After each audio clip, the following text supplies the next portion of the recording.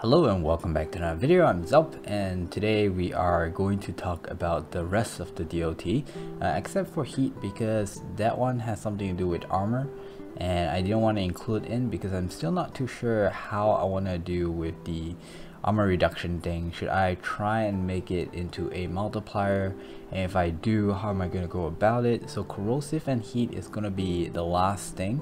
Now, because we did electric and I feel like it works, it makes sense so far, I've also made toxin, slash, and also gas. Now first we need to understand what are the differences. It used to be more differences, but then now it seems like they are mostly the same. For example, if you look at toxin, it used to be like, I think 8 seconds if I'm not mistaken, or is it the toxin that is proc by gas that lasts 8 seconds? I'm not really sure, but now you can see it's only 6 seconds, and same goes with gas. As for the formula, it's exactly the same with electric, except for the fact that, you know, instead of it skill of electrical mod multipliers, it skill of toxin mod multipliers. So it's really easy for me to just make a duplicate of this electric and then change some of the things like the toxin multiplier over here and over here.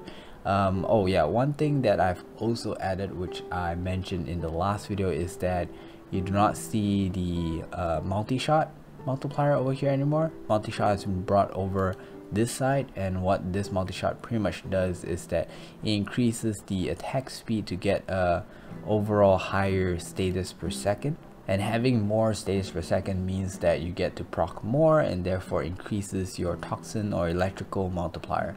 So basically we have moved multi-shot over, and right now it scales with multi-shot, so you can put multi-shot in. In theory, I don't see anything wrong at the moment, but then again, a lot of things changes when we go into a field test. So electric and toxin is something that is really easy because they are basically the exact same thing. Even the damage over here with 0.5, right, is the same with electric.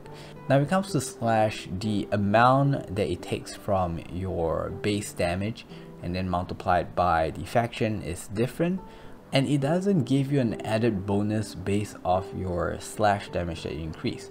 So basically it's purely on its base damage. This means that any PSI or elemental mods that you put in trying to increase the slash damage doesn't work. The only thing that could increase your slash damage or slash proc is going to be things like critical, your faction mods, your serration, you know, multi-shot, attack speed, things like that. So if slash damage does not bypass armor, toxin and electric is going to be doing more damage. Now again, I'm comparing all the DOTs excluding heat, and then toxin and electric is actually the better one because they can scale up higher. If you really just want to look at the numbers, because when they do the demo calculation, they use serration and bane mod. So if you compare with this one, you can see that they also have this serration and bane mod, but because it's scale off the what do you call it, the element, the electric, or I mean in this case the toxin, then you actually have another set of multiplier that increases it to give you a 2.47, and then they'll multiply this two together to give you an even higher value. However, when it comes to things like slash, there is no slash multiplier value, so there's nothing else that you can do to increase this value besides those mods that we talk about like serration, bane. So therefore, in terms of figures, toxin and electric is way better. Now when we come over to gas, there is some questions that I have here, but let's just look at some of the things that we talked about. First of all, it's also still 6 seconds duration, so that's the same. The calculation is also pretty much exactly the same, and this is following the calculation for slash. So it does not have a gas multiplier. So between all of them, gas and slash is actually the lower one. Slash is actually the lowest one because it only multiplied by 0.35, which is less than a 0.5. And finally, because slash and gas does not have an extra multiplier for their own element, so because of that, you can see that under electrical and toxin there is this electrical multiplier, and Toxin multiplier. But when it comes to slash, you don't have that because it doesn't take into the equation. I do realize that the naming here is not accurate, so let me just change that. Slash multiplier, and then also for this one, gas is the same thing. So let me just change this as well to gas. Now the next thing that I kind of changed is that I've removed the ability to put like how many hits, like how do you base your calculator on based on how many hits per hit. Instead, I changed them all to base off time, and they will all scale to this time. So if I put here, let's say 10 seconds, everything's going to increase based off 10 seconds, how much multiplier is going to give you.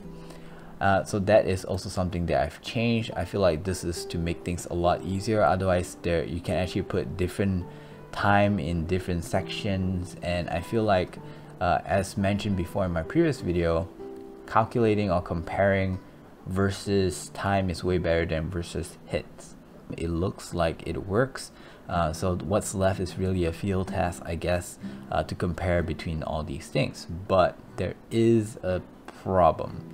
The problem is, in order to get a multiplier from another world, like we mentioned before, we have to take into account all the damage that it can increase, and then exclude itself, and then find out how much himself, if he were to do damage, is in percentage relative to all the damage that is already going to be done, and then create a multiplier for him to be placed inside. That means this multiplier depends on all the other multipliers. So it's not like these values over here that depends on your mod and just straight away put in, but the DOT actually depends on all the rest. Now, when you have multiple DOTs like electric, toxin, slash, gas, and you try to do the exact same thing like we did with electric, what happens is that you'll find that this multiplier depends on these multiplier, and these multiplier wants to depend on the other multiplier as well. So there is an error in looping. Okay, let me try to make this a little bit easier. Let's say if I have 3 blocks, I'll call it A, B, and C. And now let's say the value of A, right, depends on B and C. So it depends on B and C. And the value of B depends on A and C. And the value of C depends on A and B. Now, in order for A to have a value, we need to have the value of B. But in order for B to have a value, you need the value of A, which you don't have if you don't have the value of B. And there is where the error occurs. And I don't really know how to solve it yet. It works if it's a single DOT, but then when you put multiple DOTs in, it cannot work because each one tries to, you know, get their information from each other, and it just doesn't calculate, and in fact it actually come on error. So what I did is that I compared based on everything except for the DOTs. So right now all these numbers are everything but the DOTs, and if you want to compare, you can still compare any of the DOTs in their multipliers with the other multipliers. It's just that you can't compare between each other, and I will still need time to think of a way to overcome this. But I'm gonna be honest here, I don't really see a work around this, especially if I want to get a multiplier the same way that I did before. So if you want to get a multiplier, you might have to go through a different route, you know, do something else in order to come up with these numbers. So yeah, so that is my current situation. Maybe I'll keep thinking about it. I have class tomorrow, so I may or may not be able to upload tomorrow, but if I have time, I'll probably spend it thinking of a solution for this dilemma right now. Now, the last thing that I feel like is going to be a big problem is the corrosive status multiplier. It's not like we never done this before. We did a comparison between viral and corrosive, so we did change the corrosive into some form of a multiplier and see how much damage extra it does and things like that. But the problem is, if you really want to use corrosive and its damage reduction to come up with a multiplier, you need a lot of values. You need a lot of information. The enemy type, you know, there are two armor types, alloy and ferrite armor, that will affect your results. So we're gonna need a way for you to select which armor you're dealing with. The level of the enemy also affects this, because the level will determine how much armor has scaled, so how much armor the enemy currently have. And right now, even in wiki, I don't see any like dedicated formula for the scaling of the enemy's armor. So we really don't have a accurate way of getting the enemy's armor, which is also going to affect the accuracy of the corrosive multiplier. And then I feel like if you were to do a field test, that if you use corrosive and you go against things like ferrite armor, the value you're gonna get is not going to be something that we can compare well. Reason being is that not only does it have an increase in damage, but it also has a reduction in damage reduction from ferrite armor. So basically, just thinking about all these other variables coming into play is going to be really hard to do. And it's pretty much impossible to do without the armor scaling formula that DE has not released yet.